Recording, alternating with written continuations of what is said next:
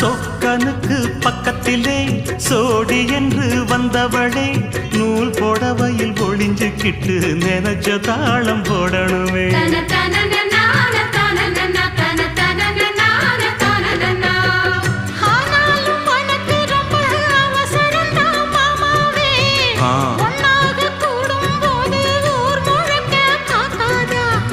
பார்த்தாலும் தவறு இல்ல பனியுறங்கும் ரோசாவே உன்னால சொத்த வச்ச மூக்குலதான் வைக்காதா.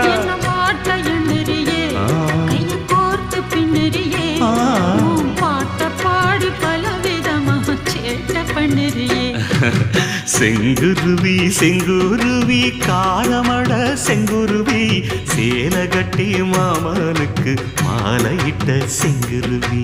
செங்குருவி செங்குருவி